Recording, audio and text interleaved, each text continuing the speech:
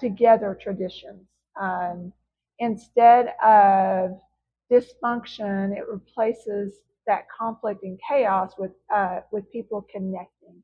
So instead of disconnecting, moving towards connecting, gathering around something creative like baking cookies or making ornaments or something that you can do together, having a gingerbread contest. Yes, crafts, depending on like what things your family finds creative. It could even be a board game, but a board game that just causes interaction and communication. I can see that. I know sometimes I take that for granted of how bonding it can be to do board games because you feel your kids are getting older, but they all remember it fondly. Most of the time, my 17-year-old is the one that wants to be playing board games, and she's very much of like, can we sit around as a family and do this? And hello, everybody, and welcome to A Better Way to Heal, where faith meets therapy. All right. Hello, everybody. Hello. I am Elly. And I'm Isa. And you are watching another episode of A Better Way to Heal, where faith meets therapy. Yes. And this is our podcast. Yes, absolutely. We're excited to share what we have for you today. Yes, absolutely. So, we talk about a lot of heavy, a lot of heavy stuff. And last year, when we were getting a little closer to the holidays, we talked about ways that you could deal with your family, especially when there's a lot of dysfunction in your family. I don't remember the title of that episode right off the top of my head, but we'll put that in the show notes, or put a little shout out right here, link to that episode or something. But we talked a lot about how our families can be very dysfunctional. But, we wanted to do something a little fun, a little different this year. Yes. So I want to talk about creative ways, because I like being creative. I want to talk about creative ways that we can replace dysfunction with connection. Yeah, because it's all about, we do our best healing when we are connected to others. So, what are some of your favorite holiday traditions? So one of my favorite in Thanksgiving, so if we're thinking Thanksgiving, is definitely gathering around the food. I still believe that's like important, and sitting down and actually making it fancier than normal. And fancy, I don't mean the food extravagant, just making it more formal. Like we actually sit down, use the nice plates and things like that. That's for Thanksgiving. For Christmas, I like to open one present the night before, and then the rest of the presents the morning of Christmas. So Christmas Eve and Christmas morning, and that we're all in our PJs when we open our gifts. Okay. Yeah.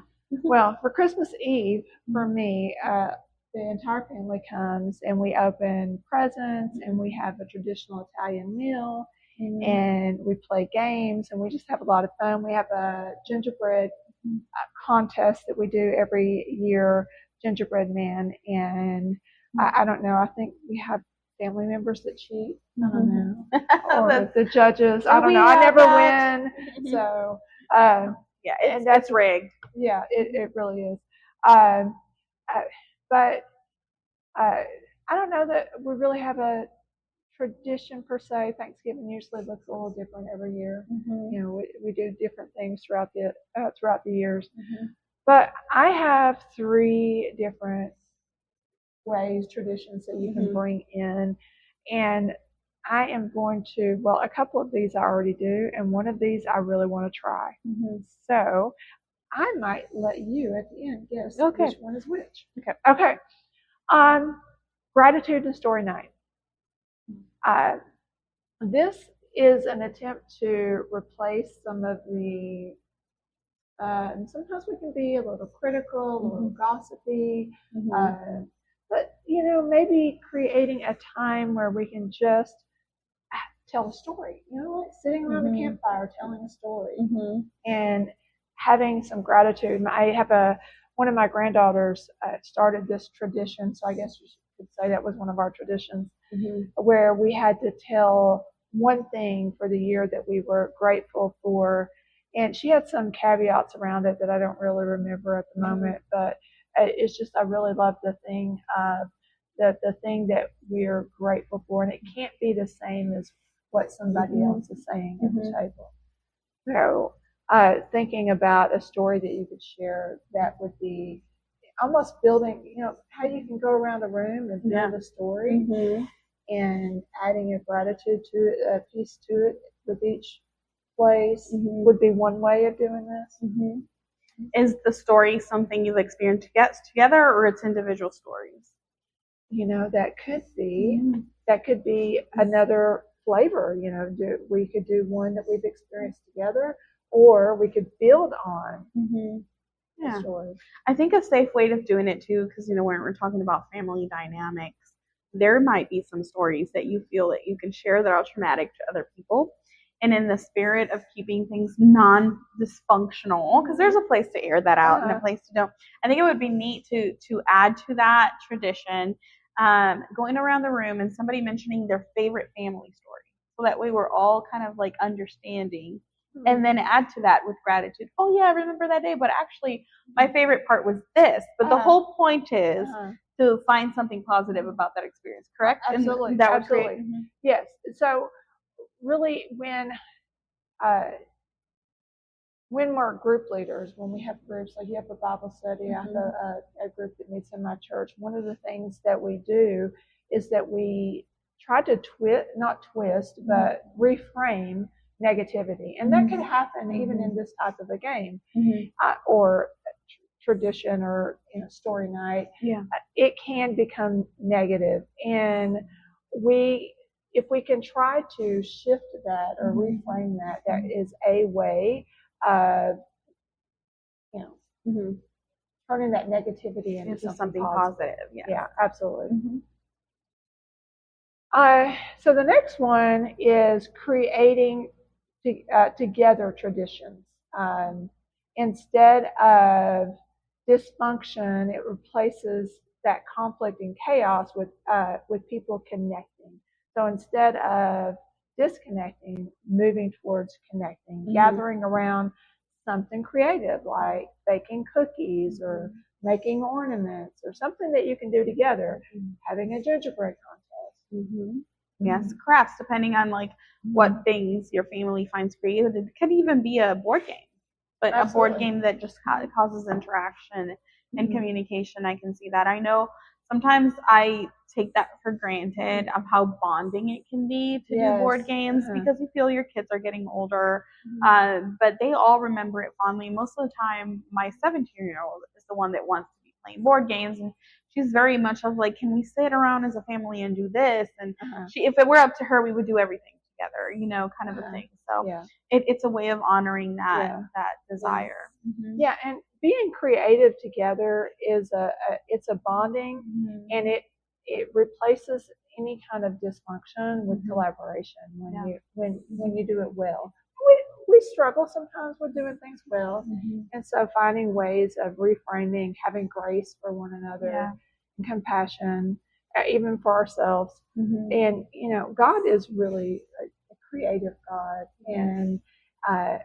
and when we are being His representations, leaning into that creativity, that's really the highest form. It's if we look at Maslow's hierarchy of needs, creativity is right up there with that self-actualization on top of the pyramid. Yeah, and creativity isn't always drawing or painting. Everybody can contribute in different ways. Sometimes people have creative ideas, even if they don't have the execution or the painting. So maybe somebody in the family can come up with the concept because they're extremely creative, and then another person creative imagination, and then another person can bring it to life with their talent and their artistry.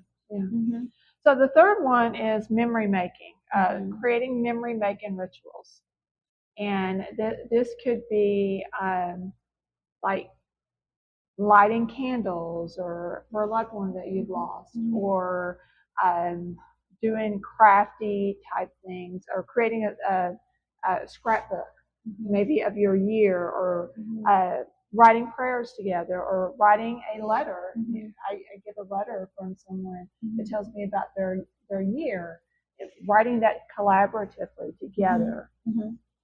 Yes, and also those memories, maybe it's tied to something. Like our core memories that I can think of with the kids involved outdoors. A lot of them do, like the beach or the river, but it also it involves like certain emotions. And I think, at least from my perspective, and I'm going to bring that to the kids so that I actually know what their perspective is.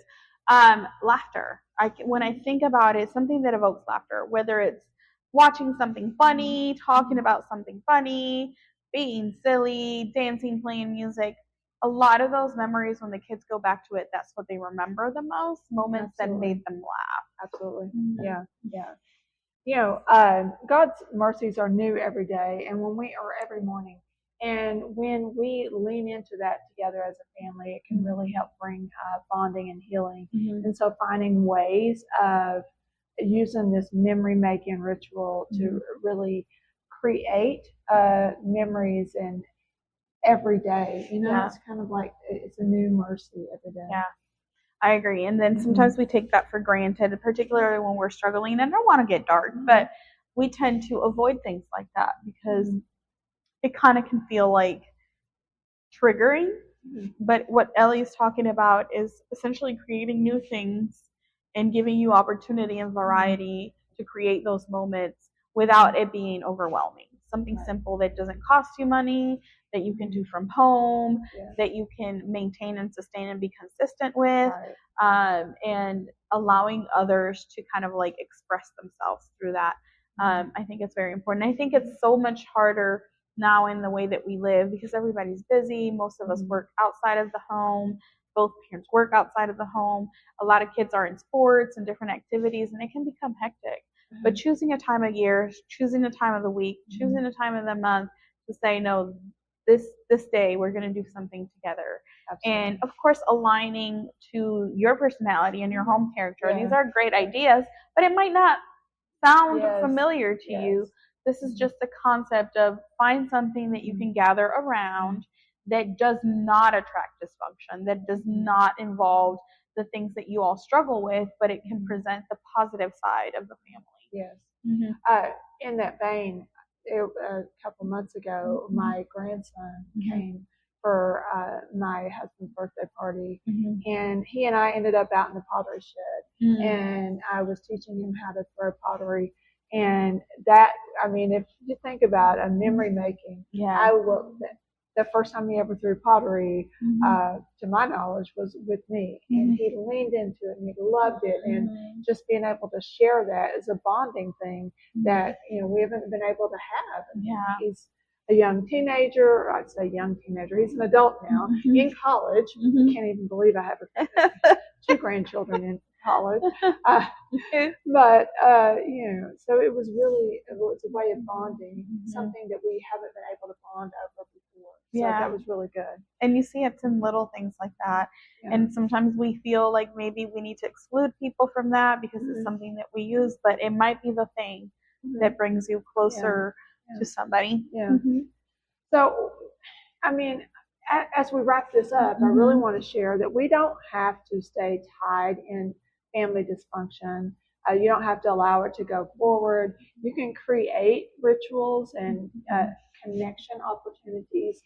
And if you have dysfunctional family members, maybe you can see them one off, or maybe I don't have to spend the holidays with them this year, or maybe I can limit the time. And we talked a lot about that in that prior episode that we're going to share in the show notes.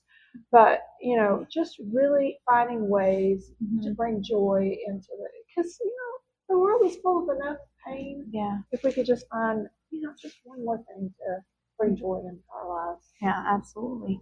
And honestly, give yourself some grace. If an event or something you put together ends up triggering something, because we don't know, in a family, do not then be discouraged to try again another way, to try and connect a different way. Sometimes those things might bring issues that need addressing, but do not let it block you or discourage you from approaching and looking for unity in your household, especially if you have young ones and you have kids still in your life, So as we wrap up, Yes. And we start to close, I do want to share that I do talk a lot about recognizing these dysfunctional family patterns in my book, A Better Way, Integrating Faith and Psychology to Heal Inner Wounds. And you can find that on my website. I talk a lot about a lot of different things. I have a lot of resources and things like that. We've done multiple podcasts dealing with dysfunction, dealing with trauma, dealing with anxiety, depression, faith and integration. So check us out, like, subscribe, do all the things. Do you have anything that you want to add before we wrap it up? No, other than it's giving me ideas. I'm like, what? I was really introspectively thinking, what new thing have we done lately? We have our traditions that we've done for a while, and it's not that I have to eliminate that, but how can I just rearrange things as my kids are getting older? And it's great. It just allows us to refresh that instead of kind of like a stale feeling, like, oh, here we go again, you know. And it making it chore. I think it's exciting to do something new that could open up the doors to goodness and new mercies and all the good things. I challenge you to see which one of the two that I do and the third one that I want to add. Yes. Okay. I take it because Fridays are usually kind of like our family night. So perfect. Yeah. Perfect time to try. All right. Well, thank you for watching. Thank you. Bye-bye. Bye. Thank you for watching us. We really appreciate you being here. If you enjoyed the episode, like, subscribe, share with a friend, and join us next time. Thank you. Bye-bye.